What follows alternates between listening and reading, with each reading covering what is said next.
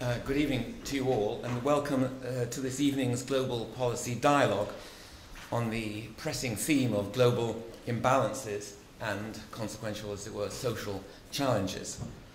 This dialogue is part of a series organised by Global Policy which seeks to bring together some of today's most prominent academics and practitioners to discuss issues of pressing concern, with the aim, of course, of advancing our understanding of those issues and making policy recommendations about them.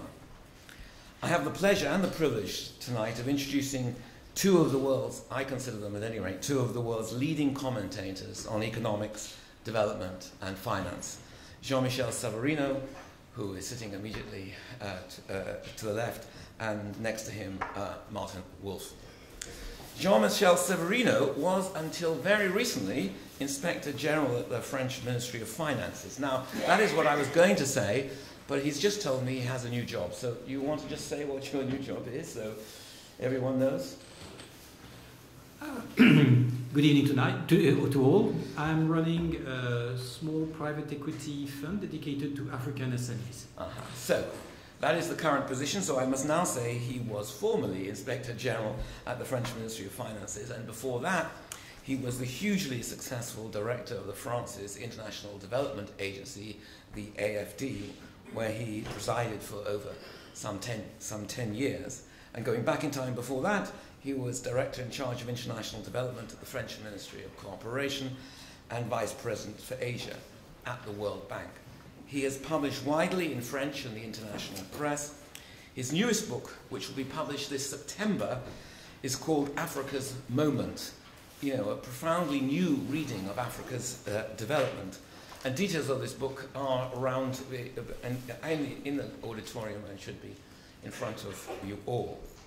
Martin Wolf, of course, is Associate Editor and Chief Economics Commentator at the Financial Times, and in my view, just the best at this job in the world. He recently served, or was recently serving, I should say, as member of the UK government's Independent Commission on Banking. The Commission is developing policy recommendations to reduce systemic risk in the banking system, to seek to reduce systemic risk in the banking system, and a full report is due in September of this year. Martin is the author of several books and numerous articles in global economics and political economy, including in 2004 a book that was hugely successful called Why Globalization Works. He then subsequently, his more recent book was called Fixing Global Finance, How to Curb Financial Crisis in the 21st Century, a topic at the heart of today's discussions. Jean-Michel Severino will speak for 20 minutes. Martin Wolf will then follow for 20 minutes. We will then have a discussion here in front of you all before opening the discussion to all of you. So please join me in giving our guests a very warm welcome.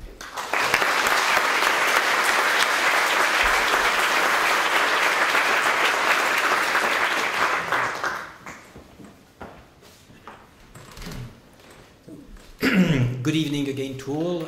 I'm very happy to be here and honored to have this opportunity to discuss with Martin. I already told him that I had a big advantage in this discussion tonight because I'm reading him every day, so I know what he thinks on many issues, and he should know much less about me than I do. So, but let me maybe, as we have little time and we have to come straight to the point, allow me to start with a personal point. I was born in Africa, in the Ivory Coast. I was raised there, and in my early years, as well as when I was a teenager, I was captured by poverty, the misery of Africa. Those images had a strong influence on me, and I lived with them forever. And they have been the support of my own personal engagement in development, not only around Africa, but against poverty all around the world. And I've done that by idealism.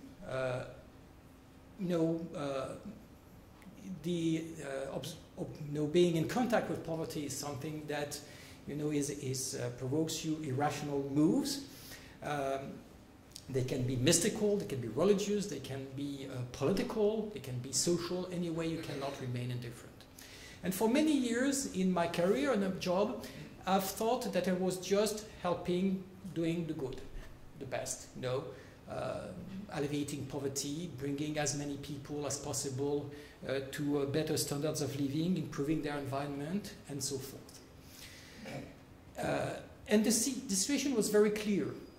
What we were doing with all the colleagues that were involved in the development area, in the private sector, in the public sector, in international organizations, in NGOs, etc., we were doing something that will bring good and better for the world and for all. If countries, I couldn't even imagine that the fate of developing countries would have some impact on our fate. When I say our fate, I mean OECD countries' fate, Britain's fate, US fate, France's fate, Italy's, my home cultural country's fate. And over the years, I started having some doubts.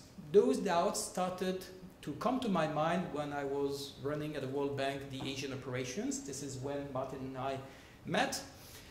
Because obviously what was taking place in Asia around the financial crisis was something that was interlinked with the rest of the world, and to an extent the Asian crisis was threatening already global standards.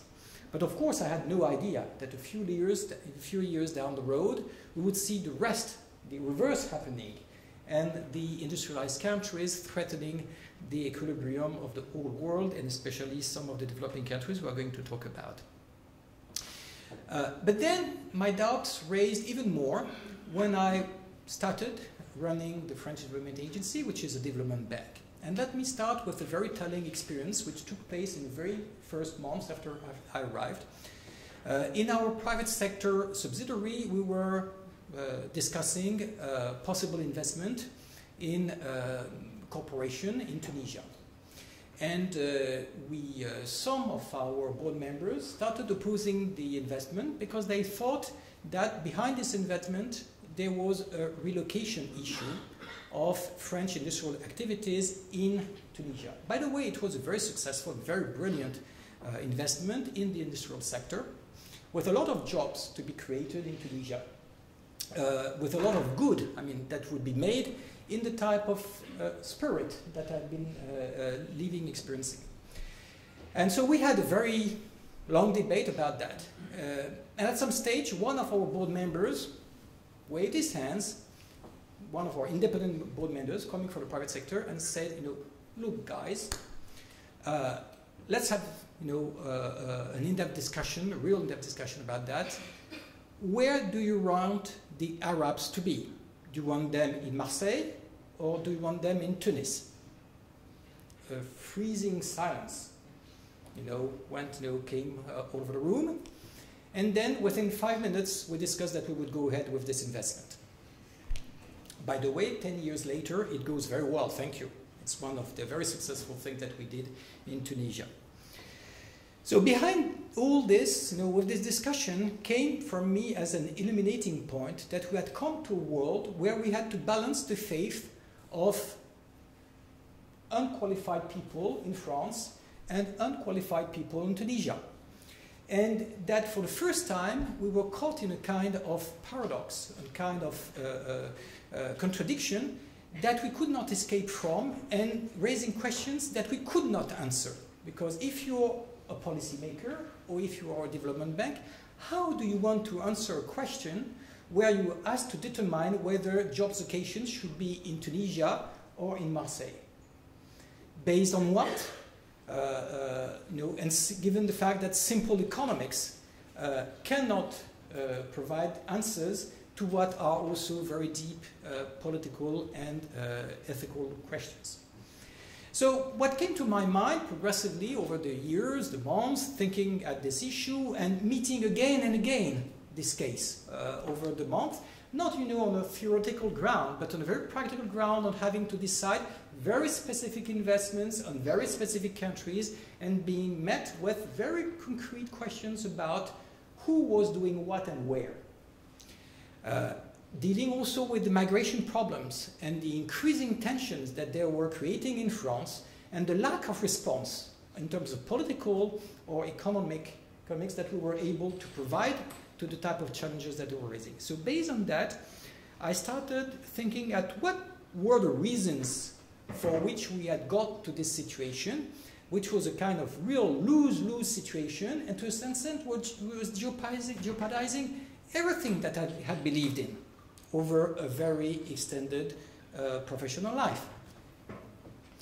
And it came to me that when we were considering the development models that had taken place since the 50s, let's say, we had been faced with a very specific growth pattern and successful growth pattern that had, to a certain extent, that we had not realized the impacts of. And what was this growth pattern?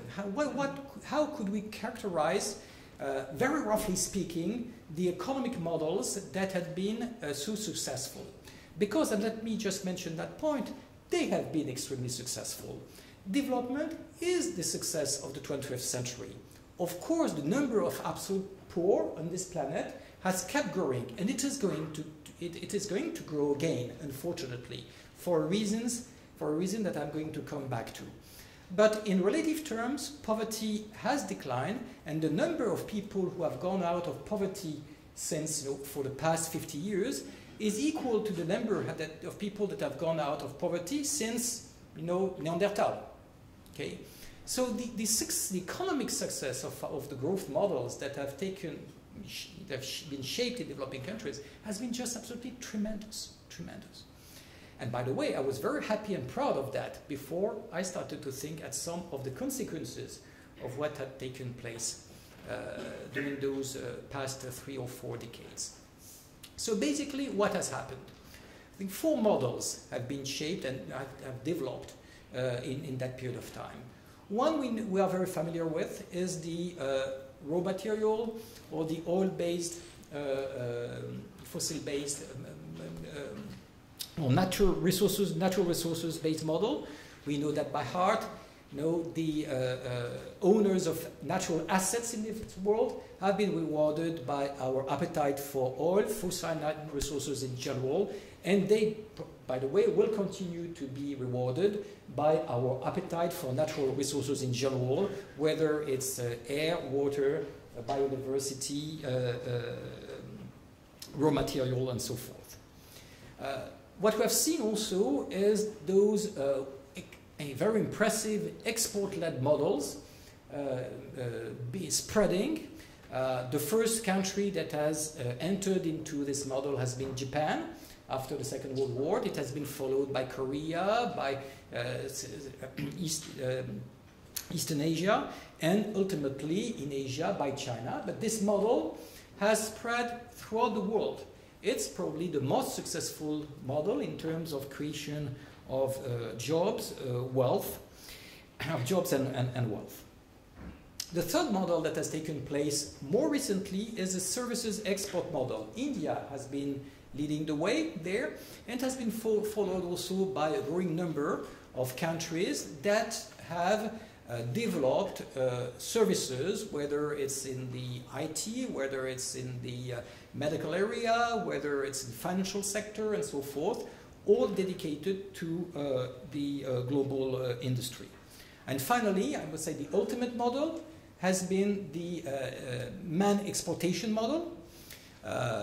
Immigration is very much seen as an individual trajectory. People try to escape poverty, revolutions, political repression, and so forth.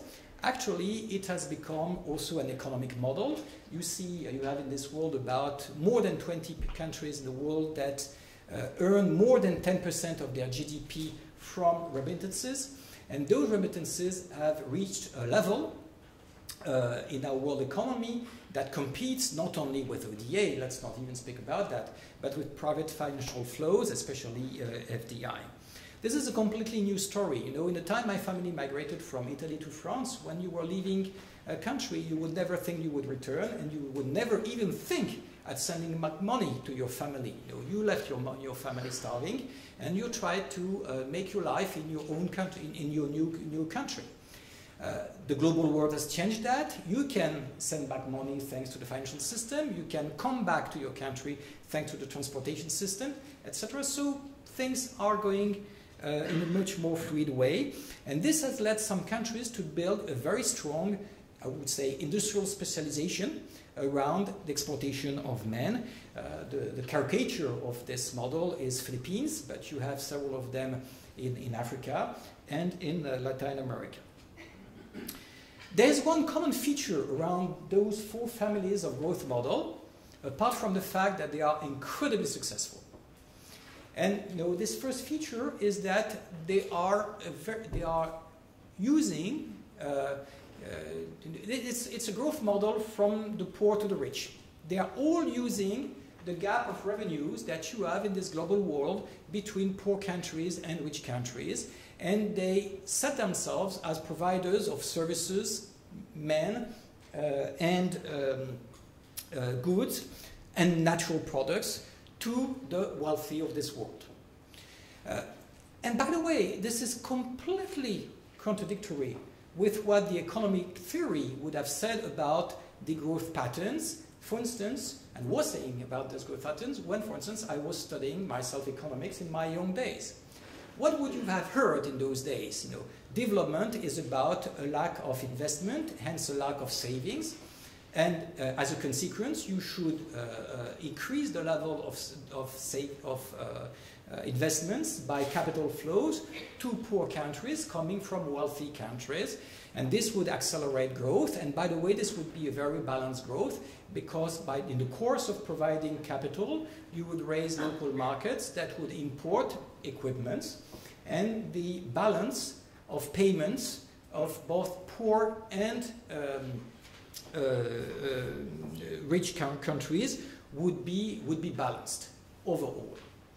Now, the second feature this story has proved completely wrong, and the countries that have followed these models have more or less failed in the 20th century. Latin America, domestic-oriented market models have led to financial catastrophes, and they have been replaced by a new generation of those export markets.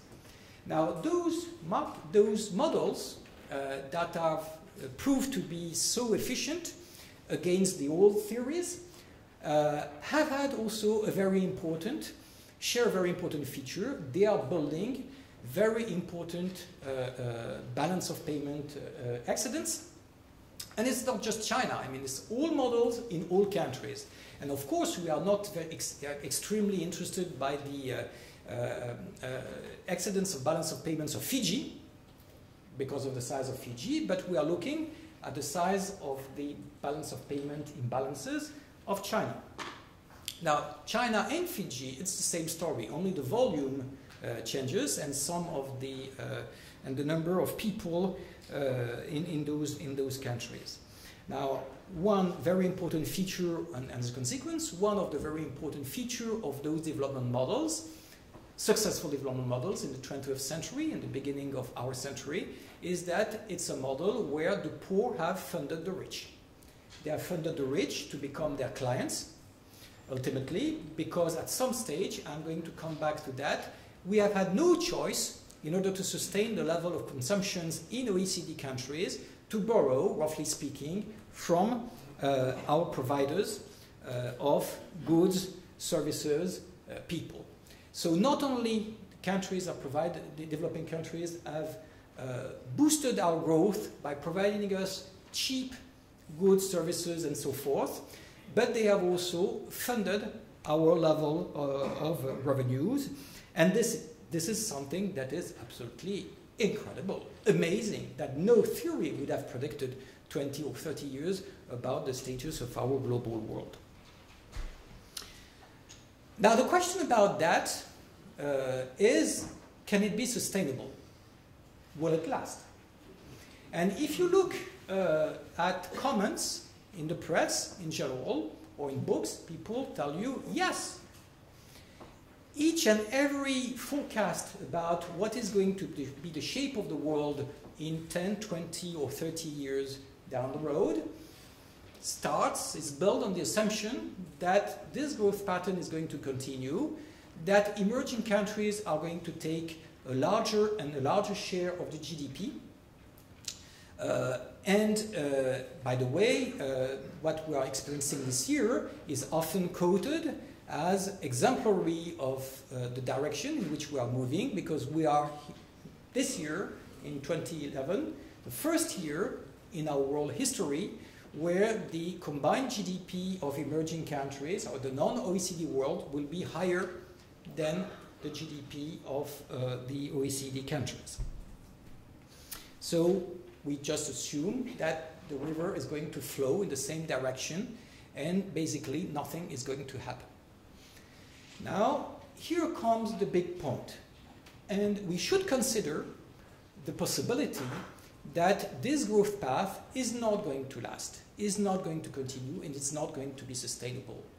And what reason, cross-cutting reason, would explain that we would move into this unsustainability situation? Well, the big reason is what we would call, with Olivier Rey, who is my co-author and with whom we are working on all those issues. So the real reason is what we call the inversion of scarcities. We have lived for thousands and thousands of years, and considering a smaller period of time, since the 1830s, when the Industrial Revolution started in Great Britain, we have lived in a world where man was rare and nature abundant.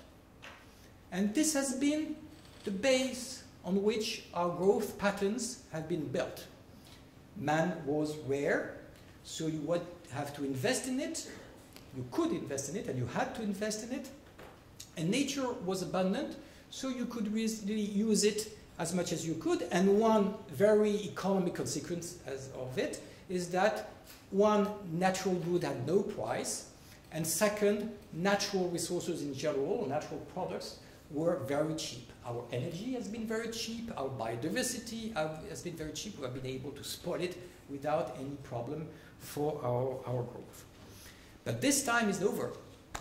Man has become extremely abundant and will be even more abundant in the coming 40 or 50 years. In the coming 30 or 40 years, once more, we'll grow by about at least 3 billion additional people, all of them in non-developing in OECD countries.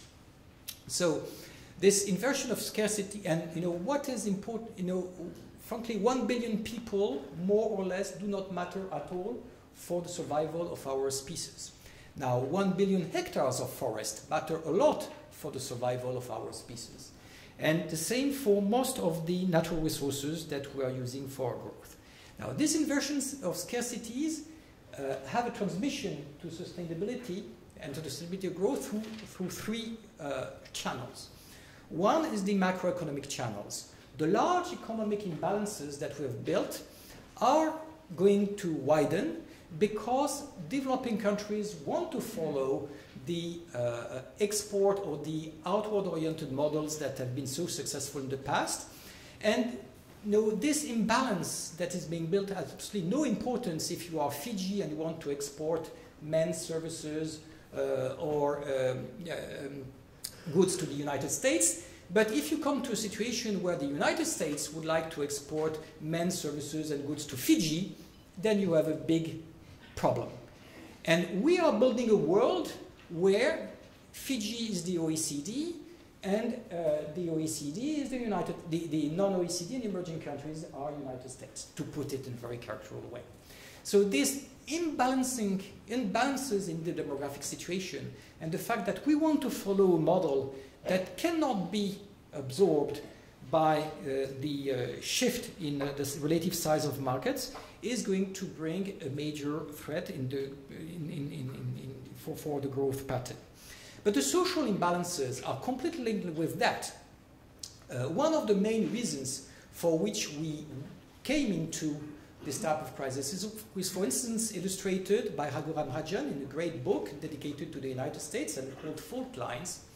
Raghuram Rajan used to be the chief economist of the IMF, is now a professor in economics at Chicago.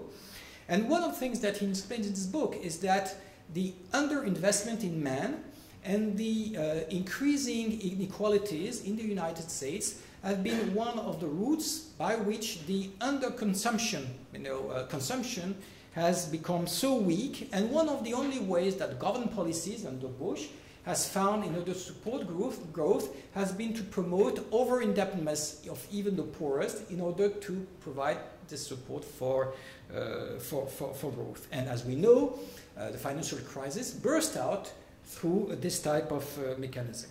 Now, this type of situation, we have it across each and every country, OECD country. Our growth models and our economies have not been able to increase the level and the qualification of men in our societies to a level that would be commensurate to the level of our revenues. And the level of the qualification level of somebody who goes out of secondary education in France or Great Britain does not allow for the type of salary, of type of revenue that is commensurate with our GDP per capita, etc. So to a certain extent, all our OECD societies are now structured around one small group of people who can cope with international competition, get the benefits out of it, get the high revenues out of it, and direct and indirect revenue redistribution mechanism allow the rest of the population to share. But this is a very frightening equilibrium, which, by the way, explains the relocation of work, the lack of competitiveness of more and more branches of our economy.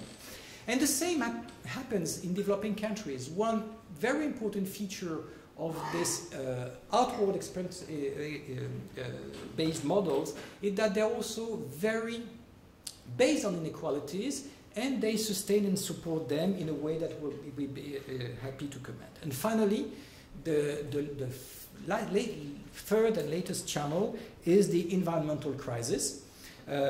We have come to a stage where the price of natural resources, not only the fossils, because we would include land, for instance, in that, is putting a cap on the growth pattern, is changing the possibility to continue those models. So if we think this is correct, and this will lead to my very last words and conclusion, then we have probably to think at reshifting the way we think at development models and the social policies in developing countries like in OECD countries. One, of course, it's very difficult to talk about global policies while at the same time trying to capture Fiji, the United States, Great Britain, Burkina Faso, and Brazil. So you could only mention very broad policy directions that we would follow across the board. One very important policy directions that we would like to follow is to rebalance, to reinverse those scarcities. Go back to a situation when man was rarer and nature more abundant. And there are many ways by which you want to do that, but a very important way that you have to undertake to do that is by rebalancing the fiscal and systems in the world. Basically, our fiscal systems across the board in developing countries as well as in OECD countries has been based on the idea that you could untax, and you could tax nature. You were subsidizing nature and the way it is being used. So you subsidize fossil fuels, you subsidize energy, and so forth, and you would tax man in a wide variety of means. Now, if we think that men have become abundant and nature is rare, then the logics would be for us to tax nature and detax man. And if you think at all the consequences that this very simple and caricatural principle entails, then they are extremely broad-based, wide, and will lead to complete rethinking of how we deal with public policies and tax policies. A second, I will be very brief, a second way you want to go is to rebalance growth and to base it more on domestic markets. This is a very difficult thing to do, and it's very difficult for the countries that have started to base their growth on export-oriented model. Let's think at the history of the Plaza agreements, for instance, in Japan, but it's also very difficult for the countries that are willing to experience fast growth because those export-oriented models are the only ones that we have on the table to promote for developing countries.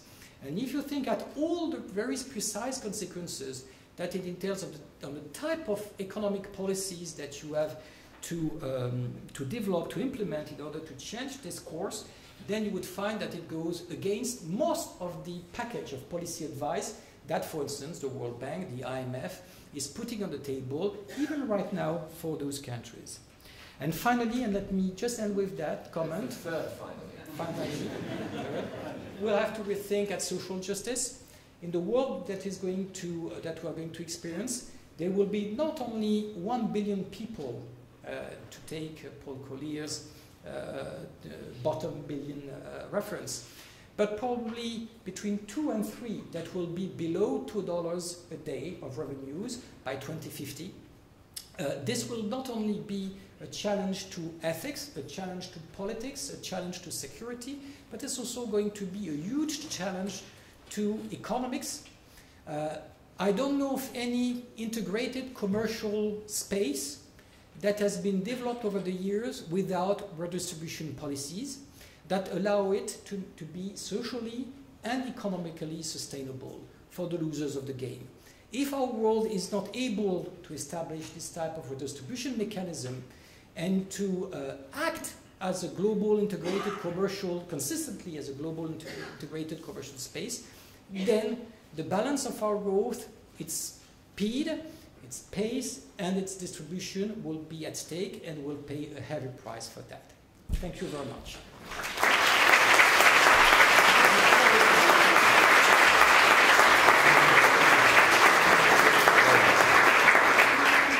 Well, thank you very much for your very elegant and serious account of these issues. And I didn't press you too hard to stop, because I think everyone was extremely interested in hearing the conclusions of your argument, and we'll come back to them later. But the floor.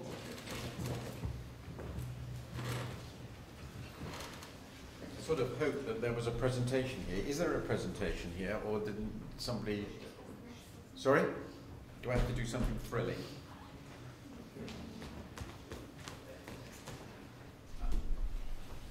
Okay. I actually had been sent a set of utterly brilliant slides by Jean-Michel, so I produced a few pedestrian ones to match him, and then in this wonderful way of organisation, he decided to change the question. He didn't do the presentation, so here I am left high and dry. I was thinking, as Jean-Michel spoke, that and it's something I felt very often, that if France didn't exist, we really would have to invent it. Because the sort of speech you've heard and the way it's done, I've been around for quite a long time, quite often from French policymakers and intellectuals, and only from French policymakers and intellectuals, and the idea that something like this could be provided by, say, and I won't mention names, by senior Treasury officials in the UK, sort of defies all imagination. It's inconceivable that anyone would dare to create models so subtle, so elaborate, so thought-provoking, and often, I have to say, also a little bit puzzling. This is something so thrillingly and wonderfully French and admirable. So I knew that it would be a challenge to follow, and I'm going to do something pretty plebeian and pedestrian. What I will, and also one or two of you here, I apologize, have seen some of these pictures, so I apologize to them too, but not most of you. It turns out that in a rather different way, I'm going to say very similar things to what has just been said. And since, as I've frequently told people, when I used to worry when I started to being a journalist in my early 40s, I went to the editor of our newspaper and said, but how can we write this today? We wrote this in our editorial a week ago, and he said, that's not a problem. Repetition is the essence of journalism. So you've heard it once brilliantly, and now you're going to hear it another time, or similar things in a more pedestrian way. This is what I want to talk about. I'm going to deal with what I really want to do is my view of some of the really big things that are going on in the world. In many cases, they don't lead to a definite conclusion. I'm going to come to some at the end, and I think many of the questions Jean-Michel has raised and the way he's raised them are the right ones. But in a way, it would just be a different way of looking at it. They are first about the great convergence, which is what I call the growth process that he's talking about. Then I'm going to talk a little bit about technology, which he actually didn't talk about, but I think is incredibly important in thinking about where we might be going over the next half century. Then he also didn't talk much about aging, which I think is a very big social and universal process now. We are completely changing the nature of our societies. And over the next half century, it could be very exciting and also very challenging. I'm going to talk very briefly about poverty and inequality. I largely agree with his analysis, just put some numbers up.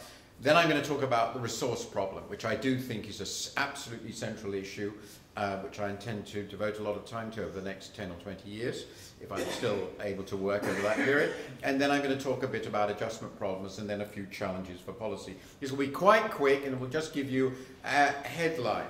The first point is Jean-Michel's growth story. Jean-Michel was absolutely right that growth has taken off across the world in the last half century.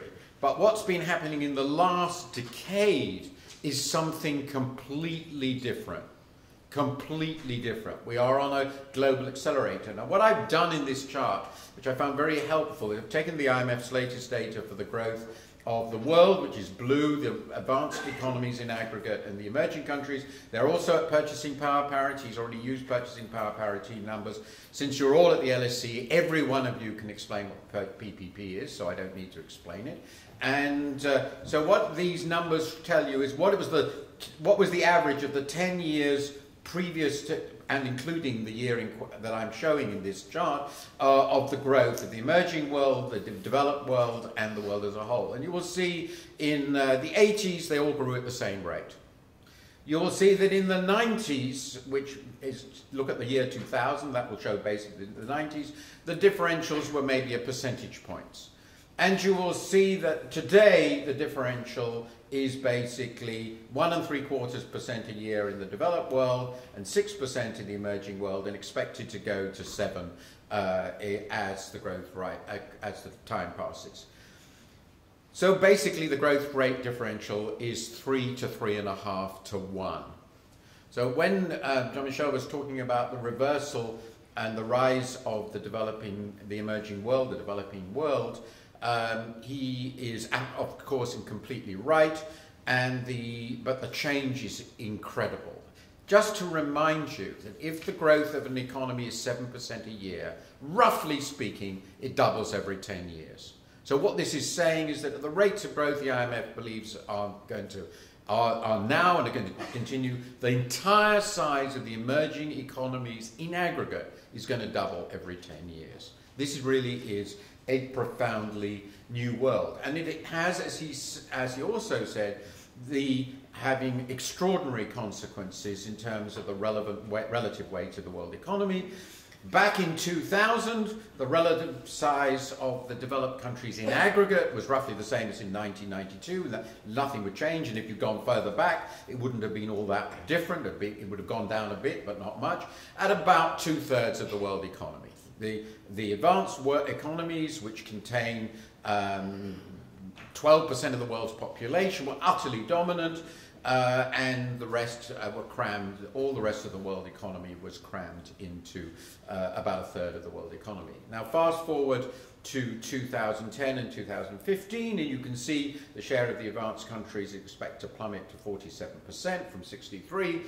And the entire difference is made up by Asia, and of course it's actually being made up, 2/3 of that is being made up by China and 1/3 is India. This is really about the rise of China and India. The speed with which this is happening is something I think that people in the developed world find very difficult to grasp. All the remaining regions of the emerging world, by the way, are growing roughly in line with the world economy. Their relative weight is hardly changing.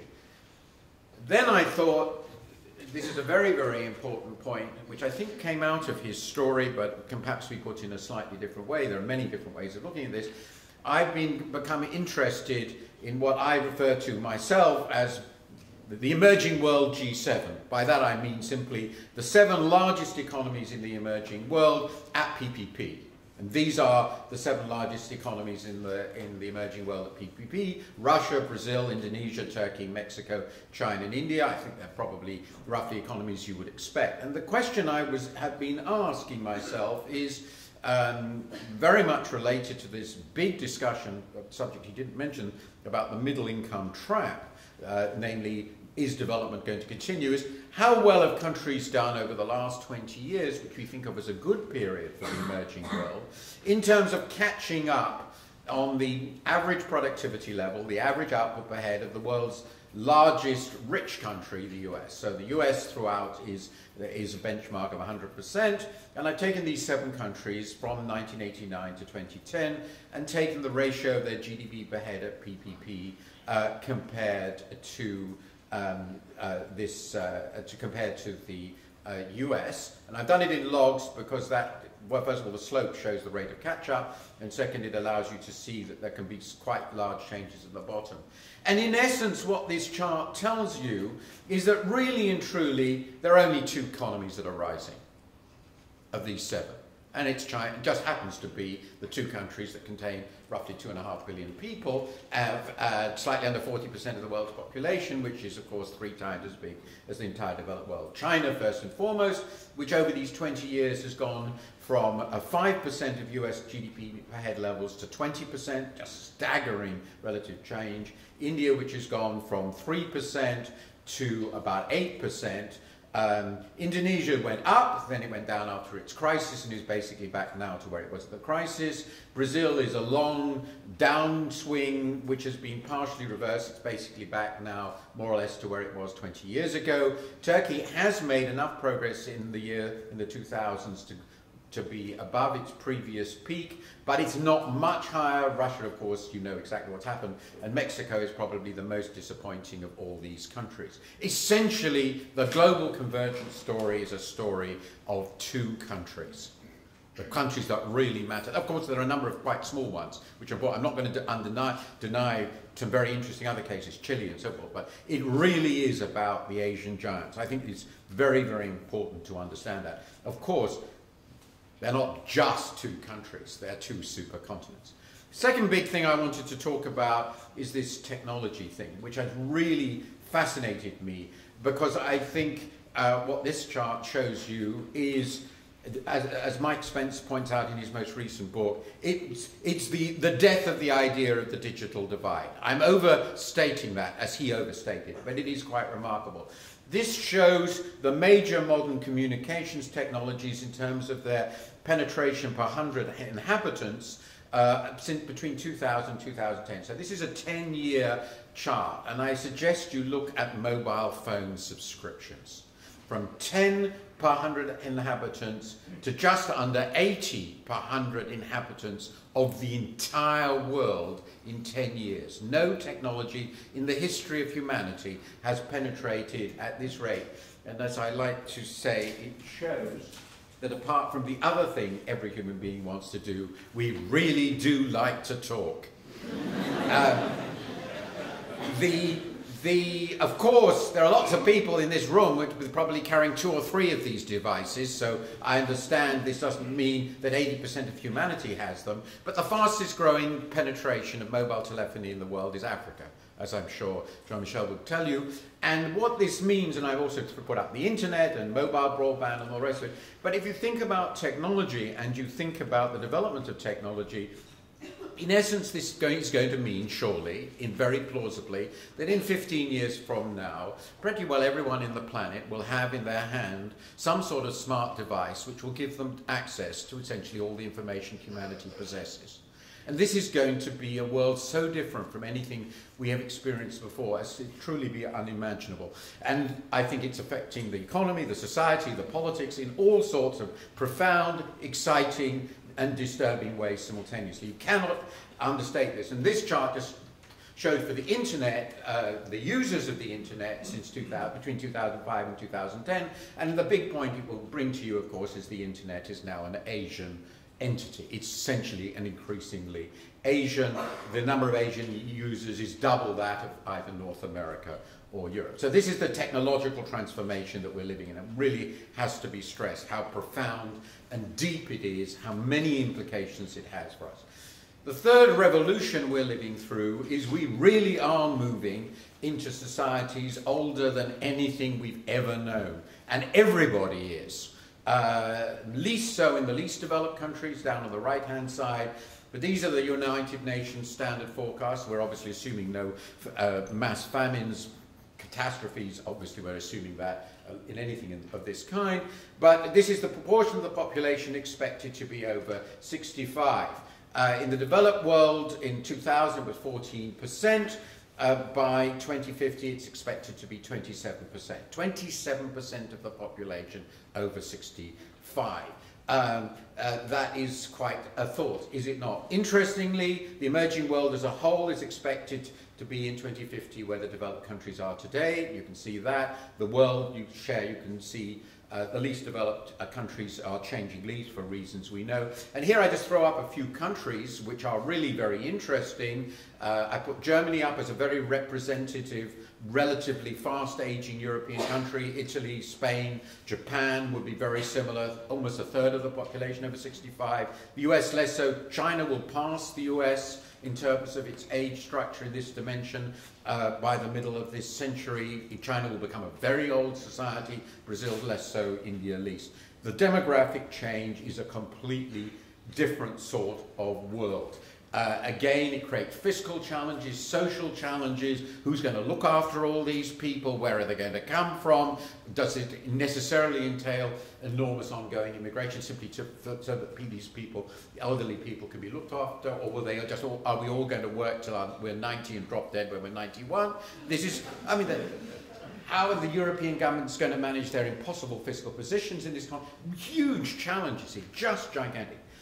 The fourth issue that I wanted to talk about is poverty. Jean-Michel said something about it. I just put up I just got the very, very latest World Bank statistics from Martin Rebellion's group on the number of people living below $125 a day at PPP. The proportion of the population living in China, East Asia as a whole, Sub-Saharan Africa, and India, South Asia, Latin America, and the total world. And it does bring out, as he said, the very, very steep decline in the proportion of the world's population living in extreme poverty, led, of course, by the miracle, quote-unquote, of China and East Asia, which was his export-led growth model, which he has correctly defined as the world's most successful developed model. Much less successful in Africa, as Sub-Saharan Africa. There was some signs of improvement lately. India is somewhere in between. Clearly an improvement, but not enough to prevent the absolute numbers of people in this state in India remaining roughly constant.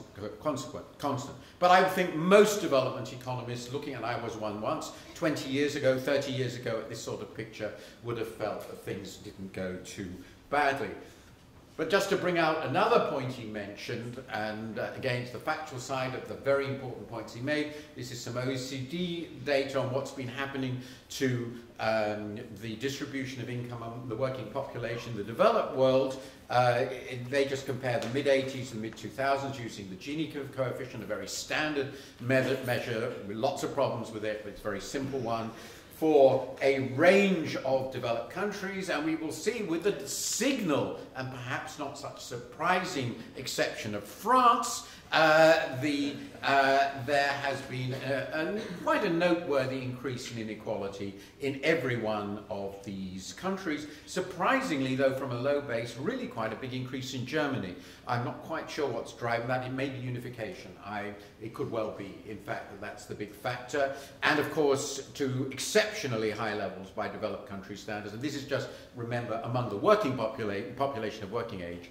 in the United States. So it is clear, as he said, and there's lots of evidence of this, that what is ever happening to the global distribution of income, we could come to this, that within the developed world, and in most of the developing world, though not emerging world, inequality within the population, and particularly among workers, is rising.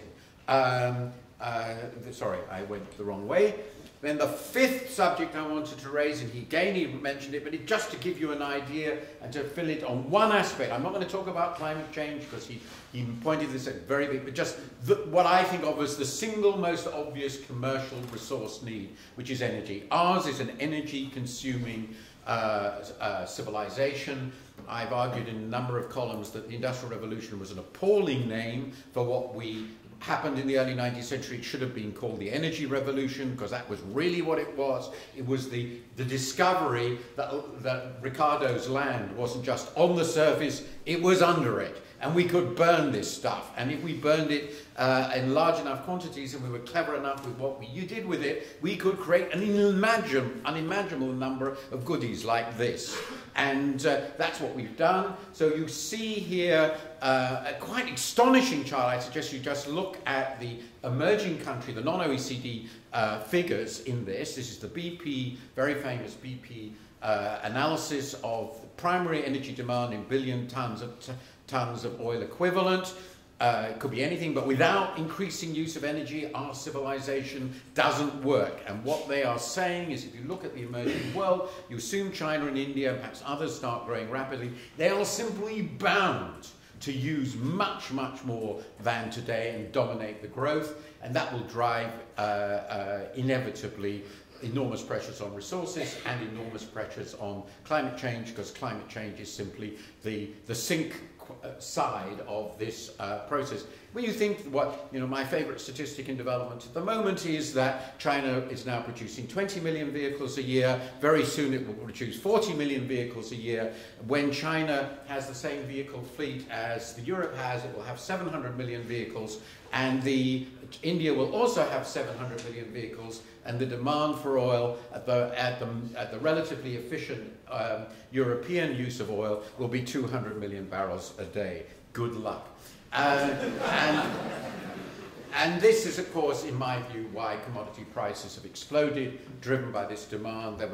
This shows the major commodity prices in the last 7 or 8 years, and this is essentially underlying a real demand associated with that incredible explosion of growth that I showed you in the beginning in the emerging world, which is driven by the giants. And the final thing is my favorite little theme, but it's very, very small in this context, which he mentioned, that a strange feature of the world system, is something I've written a lot about, but I don't want to argue it's the most important thing, is that when these emerging countries became much richer and more productive than ever before, they decided the best thing they could possibly do was to give their spare savings to the United States and peripheral Europe. The United States and peripheral Europe are all the capital importing side of these global imbalances, which we decided we couldn't do anything better with than run huge financial deficits in the household sector, which we borrowed from dud banks and invested in houses nobody wanted, and in the end we ended up with this colossal financial catastrophe. The imbalances have been squeezed as a result, but they remain very large, and they remain very large largely because of this, which is the accumulation of foreign currency reserves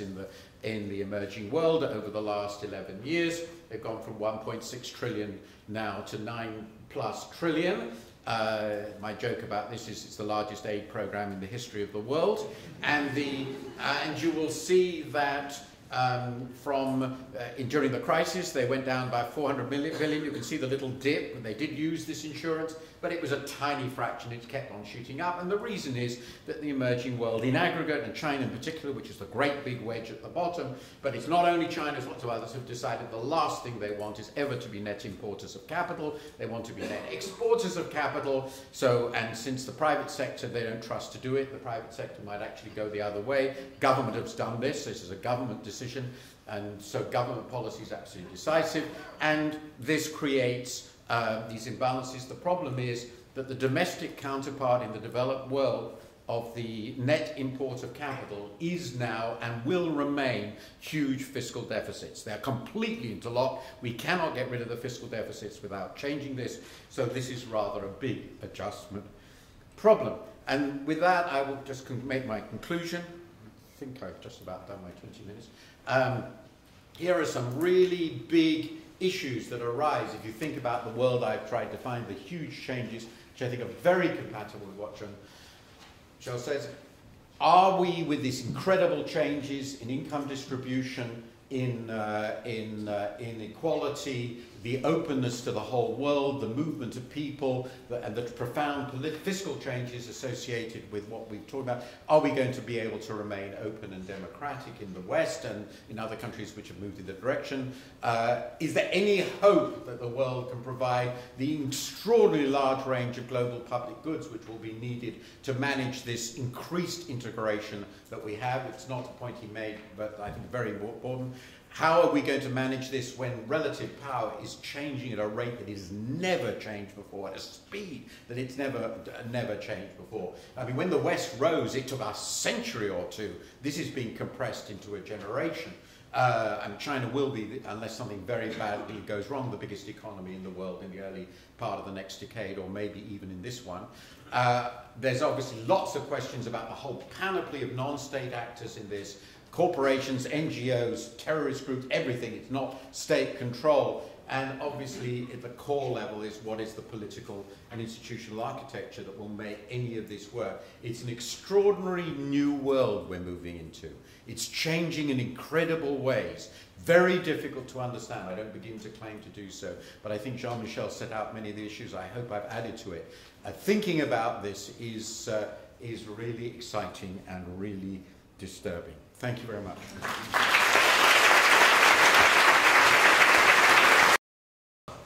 Occurring across the world at an unprecedented speed, but also highlighting the huge difficulties that this throws up. We don't have as much time as I would have liked to talk among ourselves, but I think we should before opening it up to the audience. So let me just ask you a very simple question, both of you.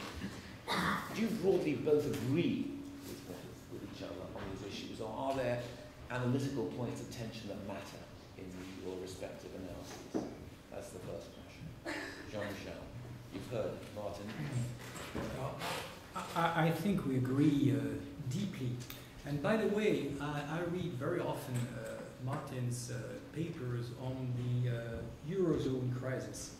And many of the things that we have been discussing around the globe are exactly what is happening within, for instance, say, Germany and Greece.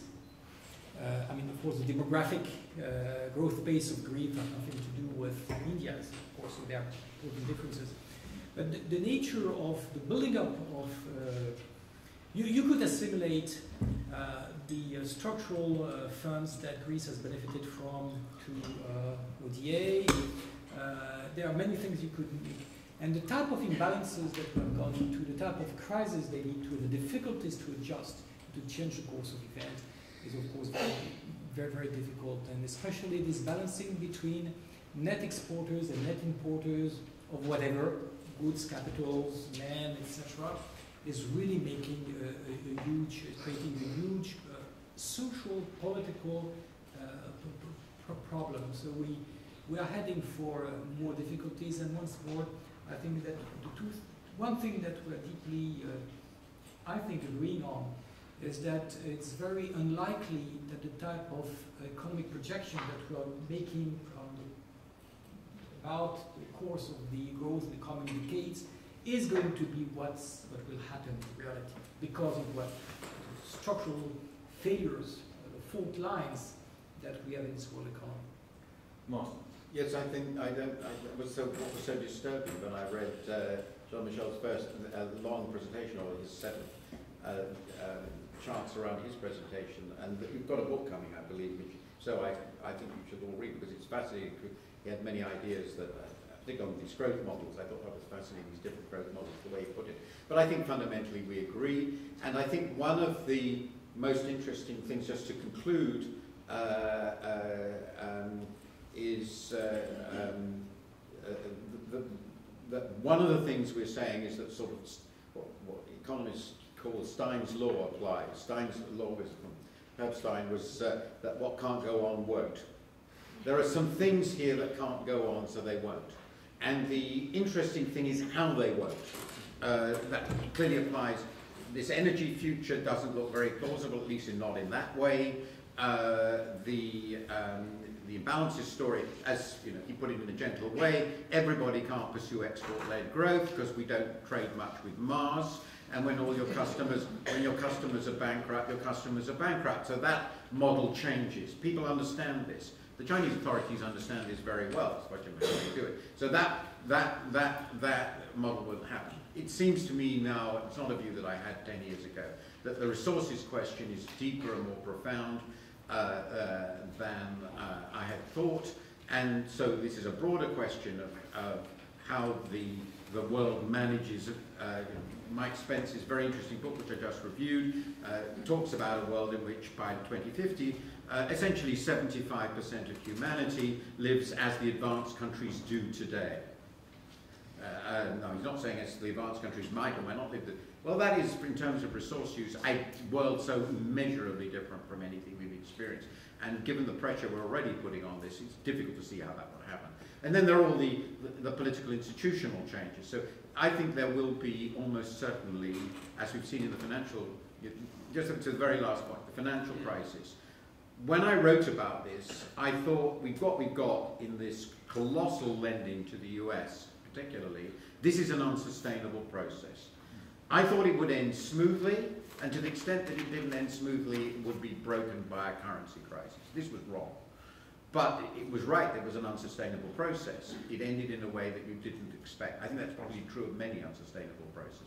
So the interesting question we should ask ourselves is why won't some of these things happen? Some of these things I think probably will happen. I imagine we will age unless there's some catastrophe. In the sense, what I mean by that, we won't suddenly get any huge increase in the death rate for relatively old people, for example. It's imaginable, but it's unlikely. But I think what we are describing here is a future which will have lots of shocks in it.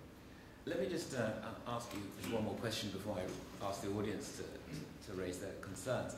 And this is about stepping stones to managing this complexity. You have a situation here of a world that's increasingly integrated, where the fortunes of countries, the fate of countries as it were, is increasingly integrated. You have soaring imbalances between these, creating a system that is both extraordinarily full of promise and yet at the same time full of systemic vulnerability as a result. You have increasingly scarce resources and pressure on energy, water, and other critical resources for humankind. You have rising spiral consumption expectations across the world. You have governance failures at the multilateral level because that's an order founded on a 1945 geopolitical settlement, now looking hopelessly outdated in relationship to power shifts today. And you have increasing evidence of a world of divergent opinions and judgments about priorities, which is expressed in virtually every international negotiation you can find on financial market reform, the Doha trade round, climate change, intellectual property rights, the nuclear proliferation, and so on. So this looks like, to put it in a nutshell, on the one hand, the world is increasingly integrated, on the other hand, the systems of representation, governance, and identity stubbornly rooted to territory. Boom. What are the stepping stones for it? Jean-Michel. Where do you see the leadership and the breaks, as it were, and the changes of direction coming from? Will they just be thrown up, as it were, by market forces endogenously, or will there be some design in this that reflects some intelligence about policy at the global level? And first, unfortunately for us and LSE, good analysis won't help. It's very unlikely that politicians will be in a position to run things at the global level in a way that will capture the nice things and the smaller things that we're thinking and change them into policy orientation. So shocks will change things. The way, for instance, the financial crisis has led to this major improvement, but of course not sufficient that the G20 is. Second, domestic policies or regional policies may move faster than global agreements. Take China. They say things at the global level that they don't do at their domestic level. Their positions on climate change lead them to what would be called an aggressive climate change policy at home that is not reflected by what would be an aggressive position at the global level. So it's very important that we know that we keep also focusing on how domestic policies can converge and can be complementary to each other. And those policies are influenced by analysis, smart ideas, so there's room for landing on a better place. And finally, I would like to raise what is, to me, a major challenge, and probably a forgotten challenge. It's very important that the course of economic policies are changed, say in China, in order for China to what they are trying to do, to adjust and adapt to a more domestic-oriented growth pattern. So they are desperately trying to do that, but we know it's extremely difficult. Japan has never really succeeded in doing that. Germany is not succeeding in doing that and is probably not willing to do that. So most of the builders of imbalances may have very important difficulties to rebalance their economies for all sorts of reasons that we are not going to address right now. So what is very important is that we do not have an additional 4 billion people in the coming 20 years doing exactly the same as the previous wave of growth. And it's a completely overlooked challenge. When you look at the basic policy advice that is provided to a poor, small or large developing country, the standard package would be, please devalue your currency, please be home to textile industry and you know, make yourself part of the global value chain of the textile sector and steal jobs from China, because China is becoming too expensive. And the way the advice is shaped in terms of infrastructure building, in terms of social policy, would be exactly the same as 20 years ago or 30 years ago. Now, let's just imagine that everything that Martin has said about China and India becomes true for Africa with 2 billion people in 2050, becomes true for the rest of South Asia that is not still in this growth pattern. And let's try to imagine the world. It will be even much worse than what Martin has said. So, and at the same time, can we just live with a world where 3-4 billion people will remain in poverty just because the growth would be, their potential growth would be unsustainable in environmental or macroeconomic terms for the world? This is just politically, physically, physically infeasible.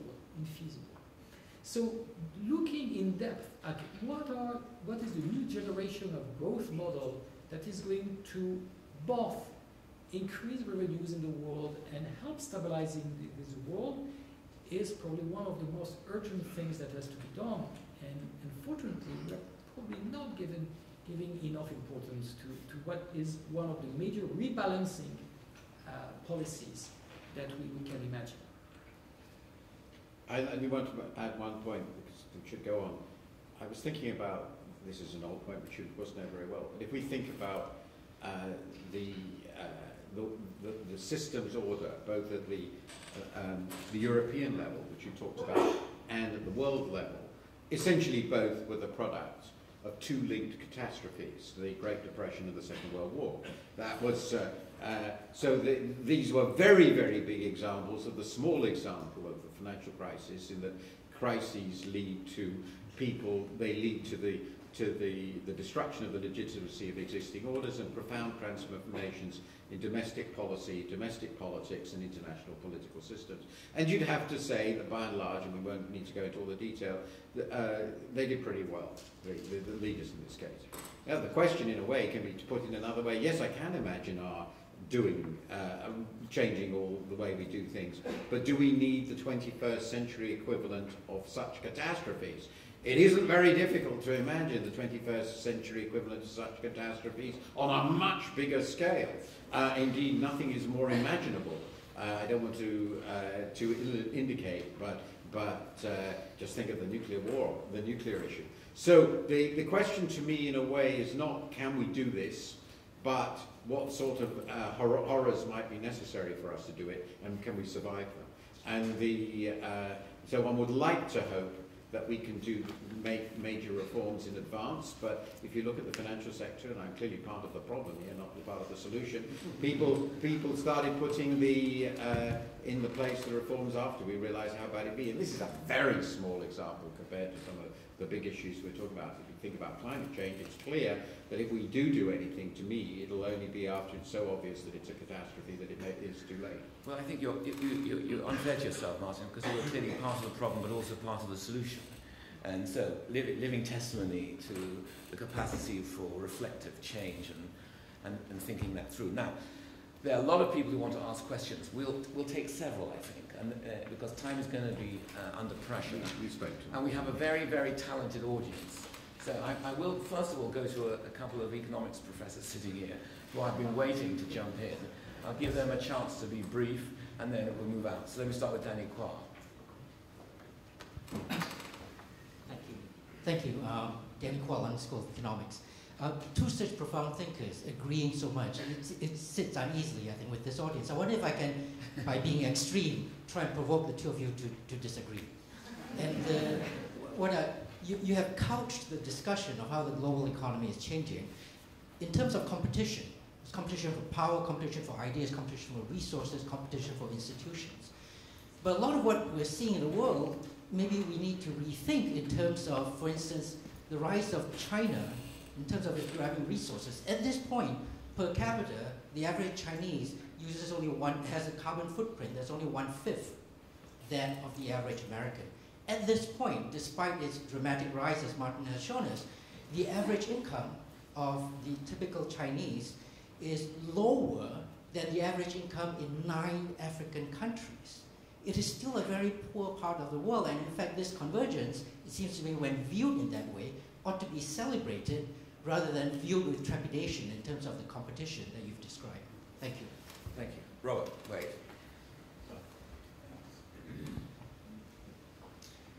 Robert Wade, if you measure inequality, not in terms of the Gini coefficient, but in terms of the remuneration of the top 1% relative to, for example, the median, then the inequality increase, the income polarization at the top is much greater than the Gini coefficients indicate in practically all the major economies, I imagine even in France. And so the question is, first of all, do you think that this is a problem that should be on the agenda of both regional and global governance? And if so, not to mention national governance, but if so, what kind of policy measures do you think might be feasible in curbing income polarization at the top? Thank you. Now, yes, let's just go around the room as quickly as we can and take several questions. Gentleman there with his hand up. Yeah. Can we be really, each of you, now very, very concise? Yes, I just wanted to follow up on Martin's comment that if something's unsustainable, then obviously it won't be sustained. Aren't we we're looking for great reforms and solutions, but shouldn't we be looking perhaps more at Adam Smith's unseen hand, that if there's a shortage of resources, the price will go up, science and technology will find ways of economising on resources. We're tremendously wasteful still on energy. Vast improvements could be achieved there.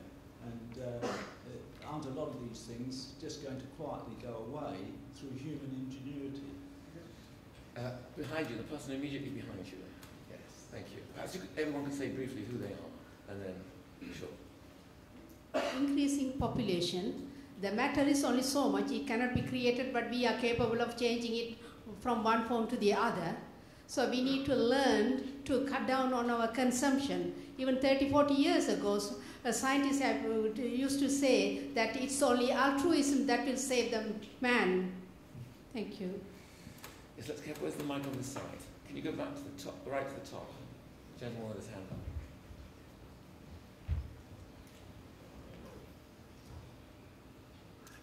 up. Alok Basu. Question specifically for Martin Wolf. If you became supreme dictator of China tomorrow, what would you do with its dollar reserves? Thank you. We'll just take one more now, and then we'll, yes, the lady there with her hand up.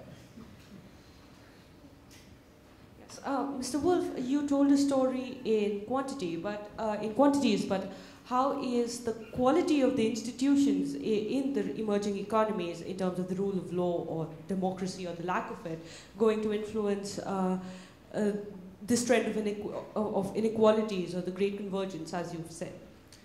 I hope we'll come back for another round of questions in a moment, but let me just ask Martin to start and then... Well, these are very deep questions, and we've got 10 minutes, so I'm going to be very brief. Of course, I feel profound pleasure at what's happened. That I thought was clear from what I talked about poverty and so forth. For those of us who, I also spent my early life in development, what's happened in China and India in particular is incredible and thrilling. But when something is done, even from very poor to poor and then to middle income in countries of this scale, it changes the world. I agree with Robert. I think inequality in the extraordinary inequality at the top is a very big issue. Right at the moment, I have no idea what can usefully be done about it within our present constellation of forces. Answers on a postcard. I'm looking forward to them. I have some thoughts on this. Very difficult. Then we got two wonderfully opposed questions. So you're the two questioners, one after the other, can go out and fight each other. One saying the market will solve all this problem, and the second, if I understood it correctly, that if we were decent, honourable human beings, we would solve this problem. I suspect the answer actually is both. There are externalities. The market will not deal with externalities. The Coast's view of that, for reasons Mansur Olsen explained, doesn't work. So you need to manage externalities. And it's possible to believe in human ingenuity. How can one possibly not believe in human ingenuity? Clearly, we're very ingenious.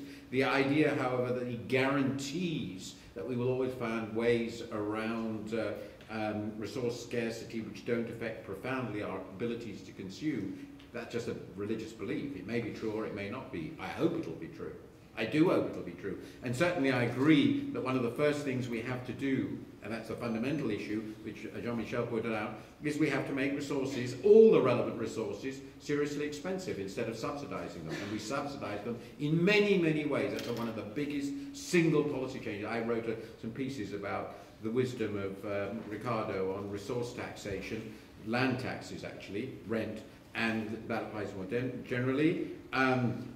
If I was supreme dictator of China, not a position anyone is likely to give me, I would take I would take $2 trillion, the $3 trillion of reserves, and that would work out at about $1,500 for each individual Chinese person, and send them a check.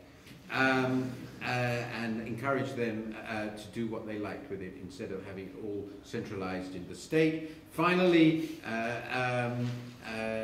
far too much of the resource allocation in China is determined, in my view, by the state system, but I would say that, wouldn't I? Quality of institutions in emerging countries. The view I've tended to take on this subject, and I think I still tend to take it, is that these co-evolve. Development generates the pressures for the institutions which will allow it to proceed. It doesn't always do so. There are many examples when it doesn't. But we don't need to wait for perfect institutions anywhere. We get a process going. and the institutions will evolve. But there are some obvious signs of this happening. India is a country I followed most closely, and it's clear that in some areas, attitudes to corruption, for example, the corruption scandals we're now seeing in India are incredibly heartening.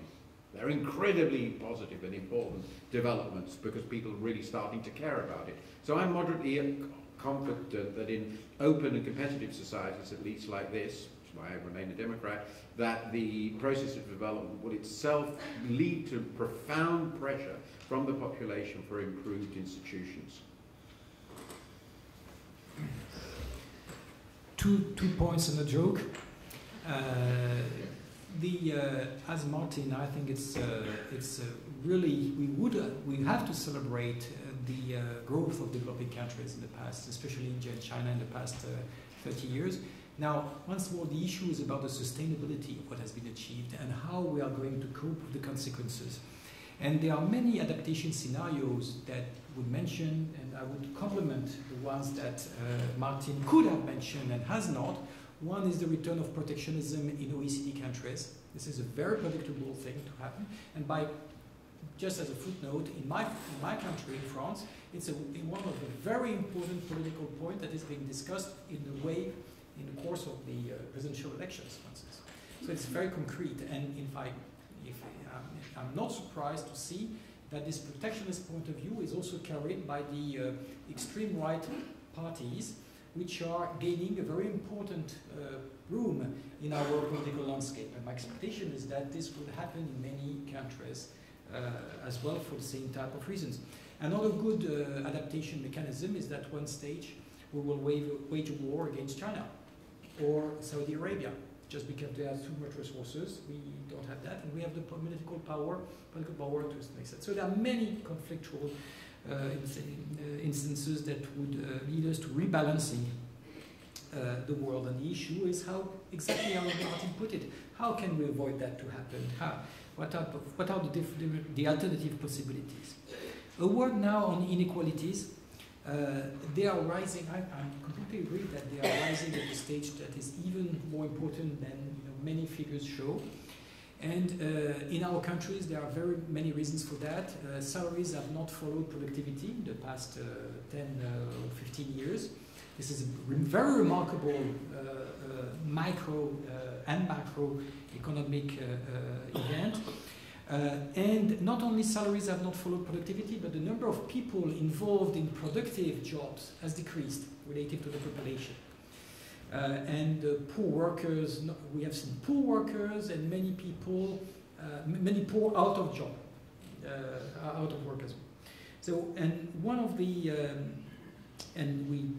the lessons that you can draw out of that is that in our OECD countries, we are probably much underinvested in men than we should have done in order to cope with the change of productivity and the competitive changes in the world. We have also, and there's also something that we should also accept, and I'm sure that this might be shocking for several in this room, is that as long as we have a reserve army of people, a demographic reserve coming into as a labor force, it's going to be very difficult to rebalance socially the world.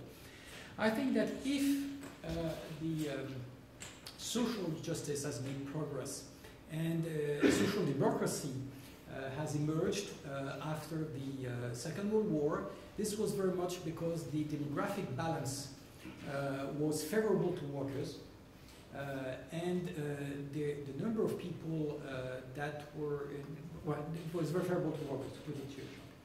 Right now, we have entered a new world where the balance of demography is unfavorable to workers. There's always somebody more in this world who is willing and able to work for a lower salary and for a job that is more and more qualified, because the level of qualification across the board in developing countries, in poor countries, as well as emerging countries, is also increasing. And this very fact is going to create us a lot of problems. And I don't see how trade unions are going to get any power in this situation. So before, and it's an urgent and structural task for the world to get back to control on its demography. and it's a very urgent task, and I leave it with the difficulties of doing it. And finally, I'm very shocked that nobody has asked me what I would do if I were appointed. So I'm going to answer this question. Thank you. I would take the same amount of money as Martin, and I would invest it in Africa. And I would, and this would look like exactly like in the 70s, recycling of petrodollars. This led ultimately to the African indebtment and to the African debt crisis. So we would have to be very careful at how and to what we would allocate the money. But we need also this rebalancing from the surplus countries to the poor countries in order to create a new rebalancing growth that brings economies in a more coherent way altogether. This would be a very good place to end, I think, but there are still a number of people who really would like to ask a question. So let's have one short round. Just restrict yourselves to 2 sentences each without semicolons or colons. So very crisp and tight. Let's start with the gentleman here, and then we'll get just a few more in before we have to finish. When will the one-child policy in China and the resulting aging, when will this lead to a serious slowdown in China's growth? And what will be the impact in China, particularly as the lack of health service, welfare, etc., etc.? I should have said you can't use the word "and" more than once. Okay. Hello. So I wanted to know, for the French presidency of the G20, really makes the emphasis on food security, infrastructures, and innovative finances for development. And I wanted to know, like, for these 3 issues, what would you recommend? Just pass the mic along to the lady with the hand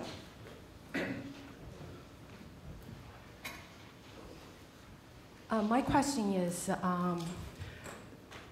one of the solutions for the imbalance recommended is tax for the resources globally, for using the resources. My question is, what do you think apply this tax policy more difficult in OECD country or in China? For Martin Wolf, why did global resource limitations not seem the crucial issue 10 or 20 years ago to him? Great, and our final question will be the lady in the middle there with the hand up. I'm sorry we can't take more, but we are constrained by time. Hi, you both talked about the export-led models and global imbalances being unsustainable. And I wondered whether your view then was that globalization has failed and we should now deglobalize and focus more on our domestic economies. Thank you very much. I was going to say we are constrained by time, but constraints obviously can be affected by the price mechanism, so anyone willing to pay a substantial amount of money to me for the next question might still get it in. Over to you, Martin, first, and then the last one. Okay, I'm going to leave. I think it's appropriate that I should leave the French presidency to Jean-Michel, particularly since those are very difficult questions. China's demography and growth. It's a really interesting question. And so I'm going to give you a very bold answer. I believe it becomes a significant issue, and it is a significant issue for China in after 2025 or 2030. And I think that's very consistent with the chart I showed you. If you look at China's demography, it ages very quickly from now on. But what most people don't realize is that because of the one-child policy, and because the aging is relatively new, right now China has a quite astonishingly favourable demography. So it's deteriorating, as it were, Aging is good. I'm in favour of it. Very much in favour of it. When you get to my age, you think aging is wonderful. But leave that aside. That in terms of its impact on the aging structure of the economy, they're in a wonderful position now. It does get worse, but I don't think it becomes a real problem. It becomes a problem at all, and that's a big question because I think retirement age is a movable feast in the modern world. We're not doing hard labour, not for at least another 15 years or so. Okay, so that's that. I'm going to pass the who can most cope with tax policy on resources. Europeans are quite good at taxing a lot of resources, and they even seem to be quite in favour of taxing carbon use, and it's about to create a trade war with China and the US. To create a trade war with China and the US at the same time over aviation is really sort of, it falls into the Oscar Wilde territory. To make one enemy, it's a misfortune. To make two looks like carelessness. But it's the sort of carelessness I rather admire. But if you look at the US, obviously taxing resources in the US is basically un-American, and therefore won't happen. And China is very, very interesting on this. It's been subsidizing energy while it's also commercial energy, while at the same time being very, very keen on reducing its greenhouse gas emissions. There's something very weird going on in China. In fact, it's so weird that one would think there's a political process. So, why did I get to resource limitations so late? Well, there are essentially two reasons for that. First, I really didn't expect this sort of growth explosion. I mean, it's quite astonishing, and it brings. And the second is, and I admit to this, that prior to the last 6-7 years, I hadn't really looked into this question as carefully as I should have done. Believe it or not, though I really will deny I ever said this. So you can go out and say that I said it, but I will deny I ever said it. I don't know everything. Did globalization fail? No, clearly not. We're discussing staggering successes, unbelievable, unimaginable successes. But what we're saying, I think, is a certain sort of development pattern, which, when by export-led growth, we mean the process driven by huge net exports, reserve accumulations, these massive currency interventions. At a global level, they don't add up. But integration of economies remains an incredibly powerful tool of development, and nothing, I'm sure, that Jean-Michel says, or I'm saying, suggests that autarky will be a better policy. North Korea really is not a development model. Before we hand over to Jean-Michel, let me ask you one question, Martin. It's your first question about societies remaining open and democratic. Because 20 years ago, the overwhelming consensus was that democracies are more open, more encouraging, more incentives for science. There was a synergy between civil society and politics. They were both more representative and more effective and better at producing long-term planning. Now we have come to a situation where in the US, we have gridlock on a whole range of very serious decisions at the heart of what you've been talking about. European politics is often locked into coalition compromises. So democracies look short-termist, decision-making oriented increasingly to the median voter, and so on. And the large authoritarian regimes, at least the largest, seem to have a capacity to move faster, shift resources more quickly, and more sensitive to some of these very questions you are raising. Does that tell us something serious? This is a question that's so profound that I feel that trying to answer it in a sentence would be unimaginably glib. But I would have to say, my basic value views have to change, and I remain above all of the view that there are so many huge problems with autocracies, but the biggest of all problems, because of their nature, is that the variance of outcome is so huge, and most of them are unspeakable. So it just so happens that one that seems to be working rather well is a very, very big one, and it is also dealing, of course, with problems in some sense. I'm not saying they're easier, but I'm not at all sure. I'm really not persuaded that this sort of system can work in China for the next 30 years. But it is clear, so I'm not going to go into the future of the Chinese trajectory, but it does seem to me really, really important that problems we always knew were implicit in the democratic model, the sort of discussion Mansur Olson has, the logic of collection action type problems broadly defined, have become, obviously for a whole host of reasons, the role of money in politics, the way our party structures at work, the problems of global public goods and so forth, the problems of making democratic polities work are clearly, I think, deeper and much more worrying than I would have thought 20, 30 years. The degree of logjam you see on absolutely central issues, quite particularly in the US, but not only there, is very, very disturbing. And it does mean that serious people have to go away and think about what that's telling us. That certainly doesn't mean that I am going to get out and say when the answer is for us all to join the Chinese Communist Party. The last words to you. very quickly, because I will not comment again on the issues that Martin has raised, because I agree on each and everything he said. I would just add on the democracy issue that the second champion of growth in the world is India. It may be an imperfect democracy, but it's not a dictator. And and my hope remains that the only way that we can sort out those very complex issues is by talking, and there's no other issue, there's no other political system than democracy that allows this talking to take place at the global level as well as in our countries. Just on the G20, I'm going probably to frustrate the person who put the question, but I'm extremely skeptical about the agenda that the French presidency put on the table. I think it's wrong in most cases. The issue of agricultural products is at the same time a good issue, but I don't see how there can be any type of good policy measures on which the G20 might agree around that. So it's an issue without hope. I don't even understand why this has been put on the table. And most of on the financial regulation issues, we have an agenda that was born before the French presidency.